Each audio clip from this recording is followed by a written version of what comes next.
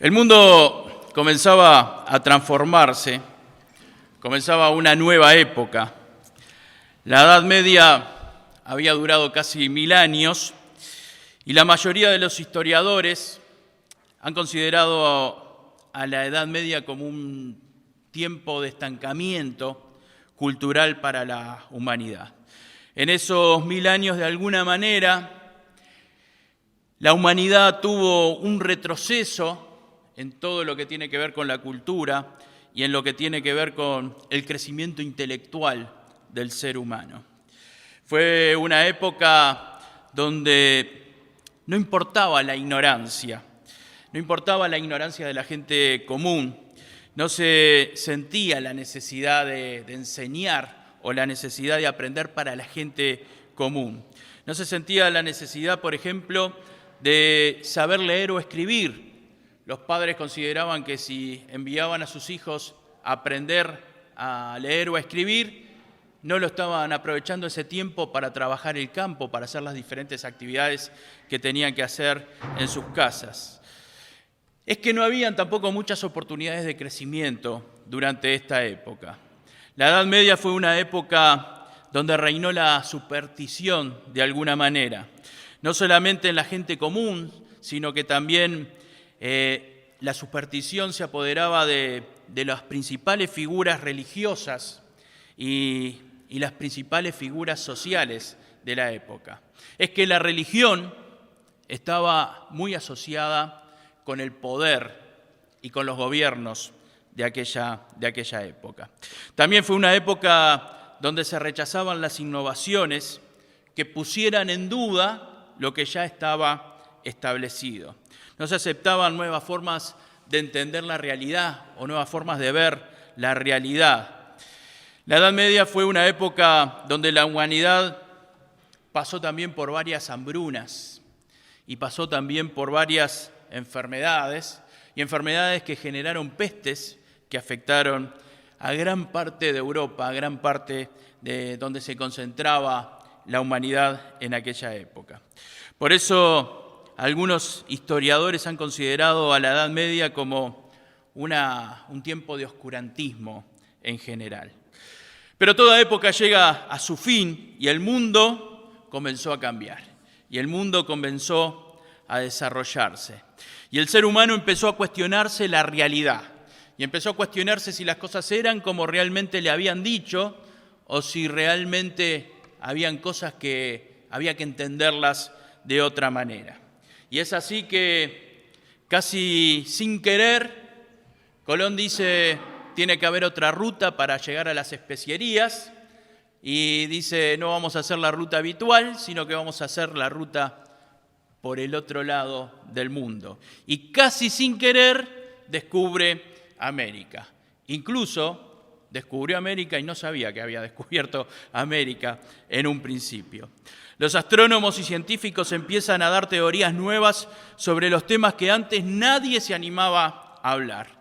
Nicolás Copérnico descubre que el universo no gira alrededor de la Tierra, sino que la Tierra y otros planetas giran alrededor del Sol, y a su vez este sistema planetario es parte de una gran galaxia. Y todo esto hace que se vayan cambiando las formas de pensar. Esto de la teoría de que la Tierra era el centro del universo ya se había descubierto muchos años antes por los griegos, pero no se había querido aceptar durante la Edad Media. Pero ya cambiaba la forma de pensar y de entender las cosas. Y en medio de esa época de cambios y en medio de esa época de evolución, Dios empieza a utilizar también a hombres valientes y hombres preparados para que la humanidad pueda salir de ese tiempo de oscurantismo y para que empiece realmente a buscar a Dios nuevamente. Y utilizó hombres valientes y preparados para demostrar que la iglesia en esa época no estaba predicando lo que decía la Biblia, lo que decía la palabra de Dios. Y fue así como Dios utilizó primero a hombres como Baldo, después utilizó hombres como Wycliffe, Huss y otros hombres que fueron redescubriendo la palabra de Dios y fueron encontrando que no estaba la iglesia siguiendo lo que decía la Biblia. Y yo digo que eran hombres preparados, porque eran de los pocos, o formaban parte de ese grupo de los pocos que sabían leer, que sabían escribir, y que de alguna manera estaban intelectualmente preparados para poder interpretar lo que decía la palabra de Dios. Y digo que eran valientes porque muchos tuvieron que pagar con sus vidas por ir en contra de lo que pensaba la iglesia en aquella época. Y muchos fueron asesinados. Y en medio de esa época Dios utilizó a otro hombre, a Martín Lutero, quien es considerado el más importante precursor de la Reforma protestante.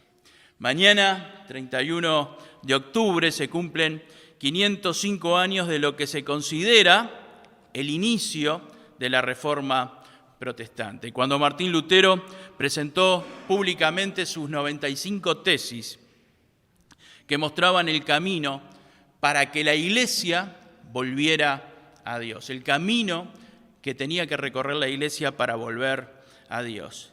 Es lógico que la Reforma protestante fue importante para los cristianos, fue importante para la Iglesia. Y a veces los cristianos pensamos que la Reforma protestante solamente sirvió para que una parte de la Iglesia se separara de la otra y empezara a buscar a Dios, y a su vez la otra después hiciera una contrarreforma. Pero no solamente esto fue lo que sucedió. La Reforma protestante afectó a toda la sociedad y en diferentes formas. Por ejemplo, en la educación fue un aporte muy importante para la sociedad. Una de las cosas que decía Martín Lutero y que estaban en la Biblia, y algo que dijo Jesús en Juan 8:32, dice: y conoceréis la verdad, y la verdad os hará libre. Y entre otras cosas, lo que decía Lutero es: la gente tiene que saber leer y tiene que saber escribir, y la gente tiene que saber leer para poder leer la palabra de Dios, y la palabra de Dios se tiene que traducir a los diferentes idiomas en los que hablan las personas. Hasta aquel momento solamente la palabra de Dios era utilizada en latín, pero a través de la Reforma protestante la palabra de Dios empezó a traducir a diferentes idiomas. Y de la manera en que fue evolucionando la traducción de la palabra de Dios y en que la gente empezó a conocer la palabra de Dios, sintió más la necesidad de aprender a leer, de aprender a cultivarse. Lutero sostenía que tenía que ser obligatorio que los padres enviaran a sus hijos a la escuela para aprender a leer. Y esto lo dijo hace 500 años atrás, o más de 500 años atrás. Y uno se pregunta cómo en 500 años no lo hemos aprendido, porque hace pocos meses atrás vimos cómo en nuestro país, un país que gracias a Dios está alfabetizado, pero sin embargo tuvieron que suspender algunas ayudas del Estado a algunas familias porque no estaban enviando a sus hijos a la escuela. 500 años parecería que algunos no aprendimos nada, pero Dios quiera que la gente pueda cultivarse, pueda utilizar las herramientas que tiene para poder crecer, y conoceréis la verdad y la verdad os hará libre. Yo digo, gracias a Dios por hombres como Martín Lutero. También quiero aclarar, Martín Lutero no fue un hombre perfecto, cometió muchos errores y errores importantes en su vida. Pero qué importante que es que estos hombres fueran utilizados por Dios, y en la época en que fue utilizado Martín Lutero, para que realmente pudiéramos volver a la palabra de Dios.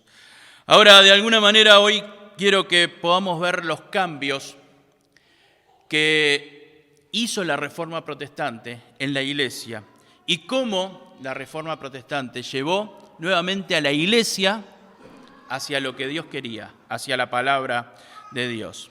Como dije, la Reforma protestante no comenzó con Lutero. Ya desde algunos cientos de años antes, las cosas habían empezado a cambiar en algunos lugares y algunos movimientos empezaron a mostrar los errores que se estaban cometiendo por parte de la Iglesia. Pero lo que desató definitivamente la Reforma Protestante en la época de Lutero fue la venta de indulgencias, algo que estaba totalmente contrario a lo que decía la palabra de Dios. La venta de indulgencias planteaba no el perdón del pecado, sino el perdón de la culpa del pecado para aquellos que pecaban. Y el Papa León X, en un momento en que la Iglesia necesitaba dinero para terminar una de sus grandes templos, empezó a realizar la venta de indulgencias. Con estas indulgencias, o sea, la gente pagaba para comprar esa indulgencia, pagaba por los pecados propios, pagaba por los pecados de personas que ya habían muerto, entonces de alguna manera se podía pecar libremente porque la culpa del pecado estaba exonerada. Algo que es contrario totalmente a lo que dice la palabra de Dios, porque la palabra de Dios claramente dice que el perdón de Dios es un regalo que Dios nos ofrece si nosotros venimos arrepentidos a Él. Y este error que cometía la Iglesia fue lo que desencadenó en aquel momento la Reforma Protestante. Y Martín Lutero, en su calidad de sacerdote y teólogo, concluyó que las indulgencias no tenían nada que ver con lo que decía la Biblia, con lo que decía la palabra de Dios. Y a esto se empezaron a sumar otras doctrinas y prácticas de la Iglesia que se habían desviado de lo establecido por Dios en su palabra. Y todo esto fue generando lo que conocemos como la Reforma Protestante. Si bien los movimientos reformistas de la Iglesia no comenzaron con Martín Lutero, evidentemente Martín Lutero fue el que le dio el mayor impulso a la Reforma Protestante. Lutero se basó en 5 principios para realizar sus 95 tesis que fueron presentadas aquel 31 de octubre de 1517. Lo primero que dijo Martín Lutero y lo primero sobre lo que se basó su reforma es que solo la Biblia es la autoridad, solo la Biblia es la palabra de Dios. La Biblia tiene el contenido suficiente y total de la palabra de Dios y no necesita agregársele nada y tampoco se le puede quitar nada de su contenido. No las tradiciones, no las opiniones de los seres humanos, no las revelaciones particulares. La palabra de Dios, lo que dice la Biblia, lo que Dios nos dejó a través de su palabra, es lo único que tiene autoridad espiritual para el ser humano. Algunos de los textos bíblicos en los cuales apoyaba esto Martín Lutero, por ejemplo, tenemos en 2 de Timoteo, capítulo 3, desde el versículo 15, 2 de Timoteo 3:15 dice, y que desde la niñez has sabido las sagradas escrituras, las cuales te pueden hacer sabio para la salvación por la fe que es en Cristo Jesús. Toda la escritura es inspirada por Dios y útil para enseñar, para redarguir, para corregir, para instruir en justicia, a fin de que el hombre de Dios sea perfecto, enteramente preparado para toda buena obra. Y estos versículos mostraban el poder de la palabra de Dios, lo que significaba la palabra de Dios para el ser humano. Te pueden hacer sabio para la salvación. Toda la escritura es inspirada por Dios y útil para enseñar, redarguir, corregir e instruir en justicia. No se precisaba otra cosa, se precisaba solamente la palabra de Dios. Otro de los textos en 1 de Timoteo capítulo 6 dice, versículo 3, dice, si alguno enseña otra cosa y no se conforma a las sanas palabras de nuestro Señor Jesucristo y a la doctrina que es conforme a la piedad, está envanecido, nada sabe y delira acerca de cuestiones y contiendas de palabras, de las cuales nacen envidias, pleitos, blasfemias y malas sospechas. La única fuente de autoridad espiritual es la Biblia, inspirada por Dios. Los 66 libros de la Biblia, los 39 del Antiguo Testamento y los 27 del Nuevo Testamento. Y no es necesario una interpretación particular de la palabra de Dios. No son necesarias las nuevas revelaciones. que puedan existir. Lo que Dios nos quiso mostrar está en la Biblia. Lo que Dios quiso revelarnos está en su palabra. Y lo que Dios expresamente no quiso revelarnos, lo dice también en su palabra. Por eso dice: si alguno enseña otra cosa y no se conforma a las sanas palabras de nuestro Señor Jesucristo y a la doctrina que es conforme a la piedad, está envanecido. Nada sabe y delira. ¿Qué significa delirar? Es decir, cosas incoherentes. Delirar es decir cosas incoherentes que no sirven para nada. Por eso, el resultado de agregar a la Biblia cosas que no están en la Biblia o que no van conforme a la Biblia es delirar.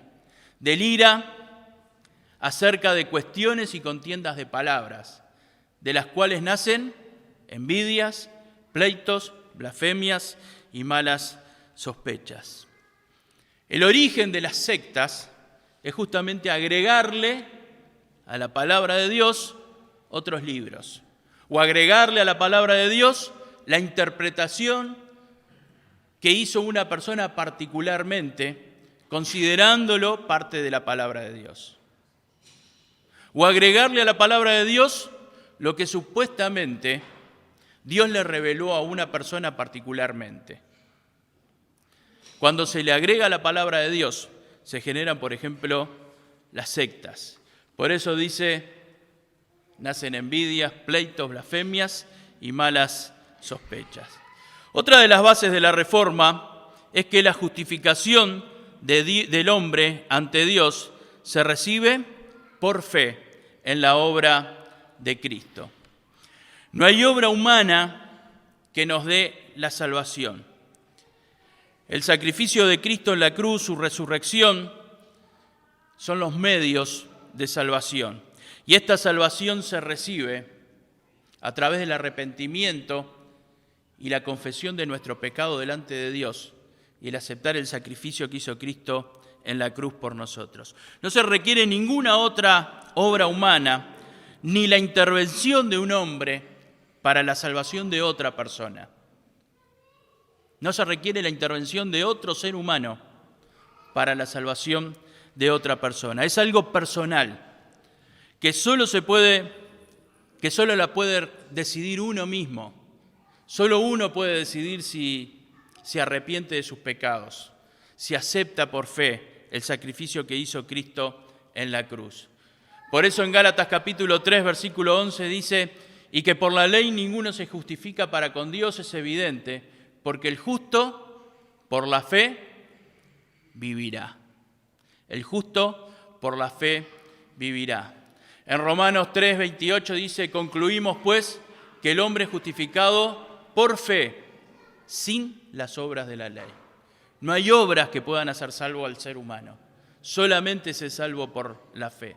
Romanos 5:1 dice: justificados pues por la fe tenemos paz para con Dios por medio de nuestro Señor Jesucristo. Justificados pues por la fe tenemos paz para con Dios. No hay nada más que se necesite para ser salvo. Cristo hizo ya la obra. Todo lo que había que hacer lo hizo Cristo en la cruz. Nosotros no tenemos que hacer nada, solamente creer y confiar en la obra de Cristo en la cruz. Por eso en Hechos capítulo 16, versículo 30 dice: y sacándolos les dijo: señores, ¿qué debo hacer para ser salvo? Este hombre quería saber qué tenía que hacer para ser salvo.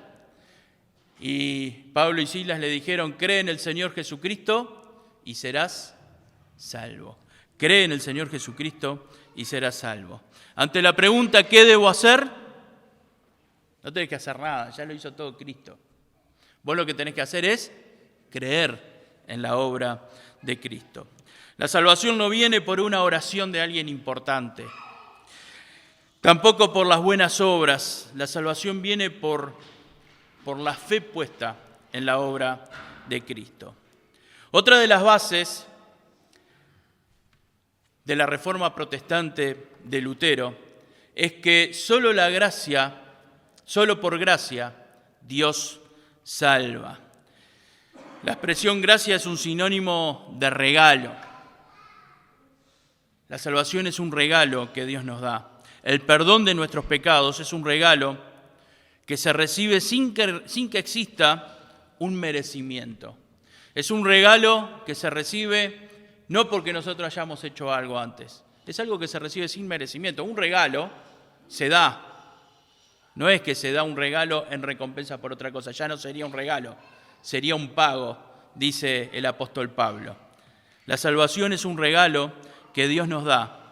Dios a través de Jesucristo le dio al ser humano gratuitamente la salvación. No existe ningún mérito humano capaz de lograr la salvación del alma. No hay nada que podamos hacer para ser salvos. No hay nada que podamos realizar para nuestra salvación, más que recibir este regalo de Dios. Miren, aún la persona más bondadosa del mundo, aún la persona más bondadosa de la historia, si no se arrepintió de sus pecados, si no le pidió perdón a Dios por sus pecados, no va a ser salvo. En Efesios capítulo 2, versículo 5 dice: aún estando nosotros muertos en pecados, nos dio vida juntamente con Cristo. Y después aclara el apóstol Pablo: por gracia sois salvos. En Efesios capítulo 2, versículo 8 dice: porque por gracia sois salvos por medio de la fe, y esto no de vosotros, pues es don de Dios, es regalo de Dios, no por obras para que nadie se gloríe. Y acá lo aclara: no por obras para que nadie se gloríe, porque la gloria también es solamente para Dios. No hay nada que podamos hacer, no hay nada con que podamos comprar la salvación, porque es un regalo de Dios. Y Dios explica por qué: para que nadie se gloríe. Yo soy demasiado bueno, por eso logré el perdón de mis pecados. El que dice de esto se está engrandeciendo a sí mismo. Se está engrandeciendo a sí mismo, y la gloria siempre es para Dios. En cierto momento un hombre estaba orando a Dios y le decía a Dios todo lo bueno que él era. Y dice: el fariseo puesto en pie oraba consigo mismo de esta manera: Dios, te doy gracias porque no soy como los otros hombres, ladrones, injustos, adúlteros, ni aun como este publicano. Ayuno 2 veces a la semana, doy diezmo de todo lo que gano. Y este hombre miraba sus méritos y de repente era digno de estar delante de Dios, y era digno de ser aceptado por Dios, digno de ser escuchado por Dios, digno de ser salvo por Dios. Sin embargo, el versículo 11 dice que oraba ¿con quién? Consigo mismo. Nadie que intente hacer algo delante de Dios por sus méritos, por sus propios méritos, va a tener una respuesta de Dios. ¿A quién escuchó Dios? Dice el otro hombre que estaba ahí, dice el versículo 13: mas el publicano, estando lejos, no quería ni aún alzar los ojos al cielo, sino que se golpeaba el pecho diciendo: Dios, sé propicio a mí, pecador. Este no se enaltecía, este solamente pedía perdón por sus pecados. Solamente pedía perdón por sus pecados, se inclinaba delante de Dios y le pedía perdón. Este sí bajó justificado a su casa. No hay mérito humano delante de Dios para el perdón de los pecados. La cuarta cosa es que solo por medio de Jesucristo Dios nos salva. El único camino es Jesucristo. Jesucristo es el único camino que tiene el hombre para llegar a Dios. Hasta ese momento la Iglesia sostenía que al morir el alma iba al purgatorio y luego, con las oraciones intercesoras de los demás cristianos o de algún sacerdote, podían ir a la presencia de Dios. La doctrina del purgatorio es una doctrina que sale de los textos de los libros de Macabeos y de Enoc, libros que en la historia de la Iglesia no han sido aceptados como libros canónicos o libros revelados por Dios. No están dentro de la lista de los libros canónicos. Pero a pesar de eso, de estos libros se había sacado esa doctrina. Y esta doctrina del purgatorio, de alguna manera, mostraba que había otra oportunidad de salvación después de esta vida, que había otra forma de reconciliarse con Dios después de esta vida y a través de lo que hicieran otras personas por nosotros. No las buenas obras, no los sacramentos, no los sacrificios, nada de eso puede hacernos salvos. En Hechos capítulo 4, versículo 12 dice: y en ningún otro hay salvación, porque no hay otro nombre bajo el cielo dado a los hombres en que podamos ser salvos. No hay otro nombre bajo el cielo dado a los hombres en que podamos ser salvos, solamente a través de Cristo. En Hebreos capítulo 9, versículo 27 dice: y de la manera que está establecido para los hombres que mueran una sola vez y después de esto el juicio. No es que morimos y después hay otra oportunidad, o que alguien haga algo para que nosotros podamos ser salvos. Está establecido para los hombres que mueran una sola vez y después de esto el juicio. No hay una segunda chance. En 1 de Timoteo capítulo 2 dice: porque hay un solo Dios y un solo mediador entre Dios y los hombres, Jesucristo hombre. El único mediador, Jesucristo hombre, el cual se dio a sí mismo en rescate por todos, de lo cual se dio testimonio a su debido tiempo. Solo un mediador entre Dios y nosotros, Cristo y su sacrificio en la cruz. En Juan capítulo 14, versículo 6 dice: Jesús le dijo: yo soy el camino y la verdad y la vida. Nadie viene al Padre sino por mí. Yo soy el camino. Jesucristo dijo: yo soy el camino. No es el purgatorio el camino, no es la oración, no son las buenas obras. Yo soy el camino, la verdad y la vida. La quinta base de la reforma de Martín Lutero es que solo para Dios es la gloria, solamente para Dios es la gloria. La vida del cristiano debe ser vivida para la gloria de Dios. El cristiano debe vivir la vida teniendo en cuenta el señorío de Cristo. El Señor, Cristo es nuestro Señor. Y Cristo es nuestro Señor en cada momento de nuestra vida y cada día de nuestra vida. El cristiano debe vivir la vida en presencia de Dios y para la gloria de Dios. No existe separación entre lo que hago en mi vida particular y lo que hago cuando estoy en el templo o estoy en la presencia de Dios, supuestamente. Porque cuando estoy en la presencia de Dios, siempre estoy en la presencia de Dios. Porque Dios siempre está en todo lugar. En todo momento soy un hijo de Dios. Por eso el apóstol Pablo en 1 Corintios 10, versículo 31 dice: si pues coméis o bebéis o hacéis otra cosa, hacedlo todo para la gloria de Dios. Hasta el comer lo hacemos para la gloria de Dios. Hasta el beber lo hacemos para la gloria de Dios. Todo lo hacemos para la gloria de Dios. Por eso en 1 de Pedro, capítulo 4, versículo 11 dice: si alguno habla, hable conforme a las palabras de Dios. Si alguno ministra, ministre conforme al poder que Dios le da, para que en todo sea Dios glorificado. Todo es para la gloria de Dios. Para que en todo sea Dios glorificado por Jesucristo, a quien pertenecen la gloria y el imperio por los siglos de los siglos. Amén. En Romanos capítulo 11, versículo 36 dice: porque de Él y para Él son todas las cosas. A Él sea la gloria por los siglos. Amén. La vida del cristiano tiene que traer siempre gloria a Dios. Todo lo que hacemos tiene que ser para glorificar a Dios. Queridos, la reforma protestante fue necesaria porque no voy a decir que los cristianos se habían desviado. Voy a decir, los cristianos nos habíamos desviado. La reforma protestante fue necesaria porque los cristianos nos habíamos desviado de lo que dice la Biblia. ¿Qué tenemos que hacer los cristianos para no volver a cometer los mismos errores? Primero, seguir solamente la palabra de Dios. No seguir, por ejemplo, tradiciones. En Colosenses capítulo 2, versículo 9 dice: mirad que nadie os engañe por medio de filosofías y huecas sutilezas, según las tradiciones de los hombres, conforme a los rudimentos del mundo y no según Cristo.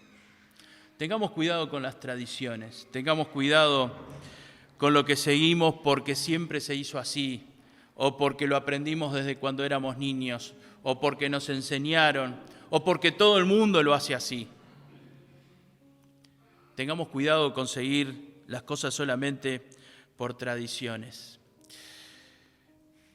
Otra de las cosas que tenemos que tener cuidado para no caer en lo mismo es no tratar de adaptar la palabra de Dios a nuestros deseos, o no querer adaptar la palabra de Dios a lo que a mí me parece, o no querer hacer decir a la palabra de Dios lo que a mí me parece que está bien.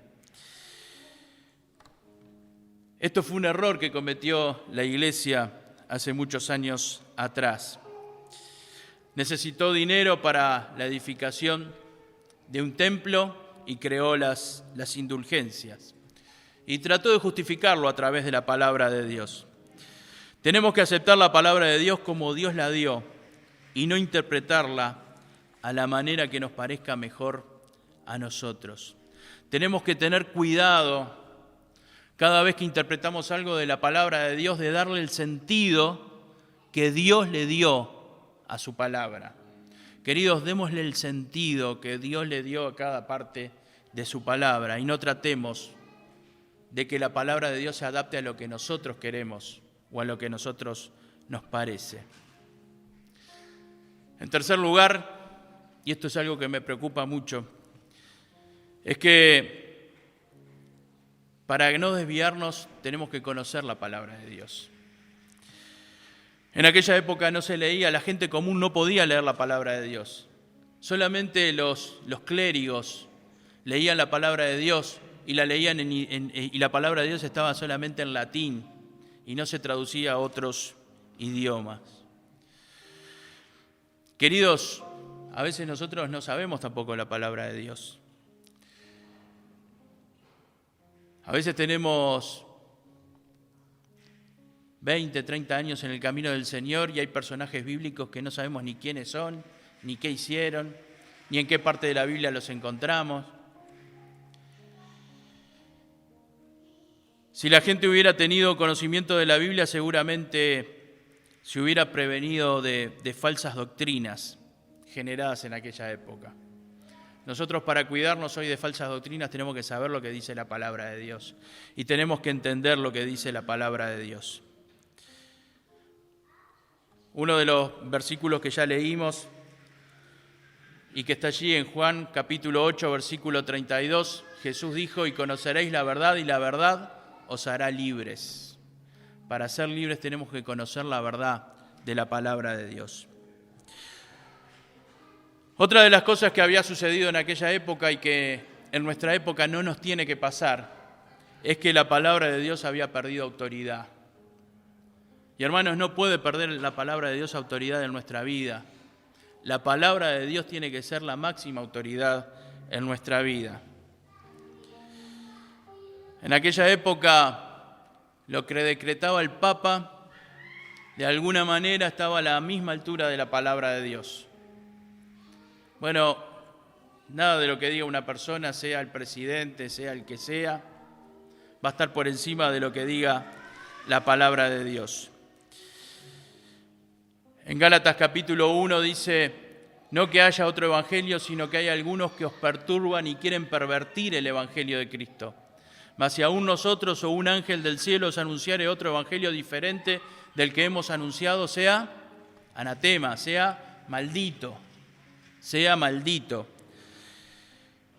Por mejor cristiano que sea, o por más bueno que sea, o por lo más lindo que hable, si lo que está diciendo no es de acuerdo a lo que dice la palabra de Dios, los hijos de Dios tenemos que rechazar lo que dice. Cuidemos nosotros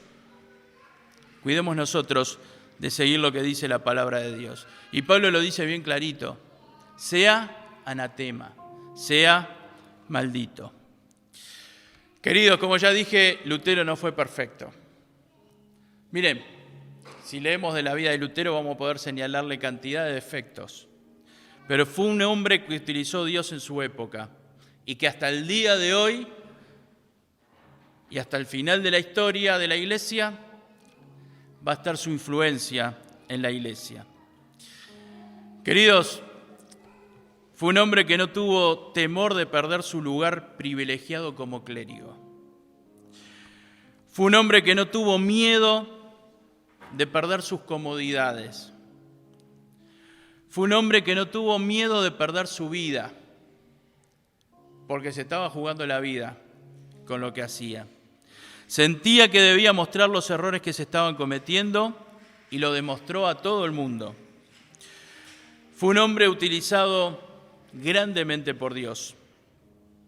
Luego de Lutero vinieron otros hombres utilizados por Dios y que quizás aportaron muchísimo también a la Reforma protestante y siguieron corrigiendo algunos conceptos que seguían errados dentro de la Iglesia. Pero gracias a Dios por ese despertar que hubo hace 505 años atrás a través de este hombre. Que Dios pueda utilizarnos a cada uno como un instrumento útil en sus manos. Que podamos tener estas características de no tener miedo a perder nuestros privilegios, no tener miedo a perder nuestro lugar, no tener miedo a perder nuestras vidas, quizás, por predicar la palabra de Dios.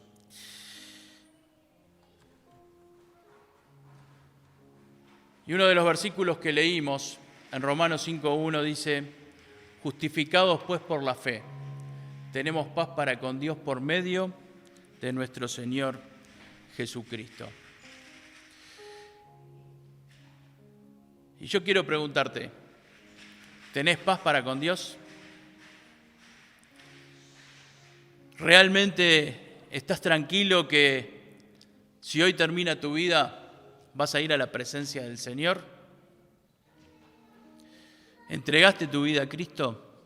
Si todavía no lo hiciste, pensá en todos los versículos que estuvimos leyendo en esta mañana, porque todos ellos tienen que ver con nuestra salvación y con el futuro de nuestra alma. Y si todavía no lo hiciste, no dejes pasar un día más sin entregar tu corazón a Cristo. Que el Señor nos bendiga y que el recordar la Reforma protestante sea también una renovación en nuestra vida espiritual.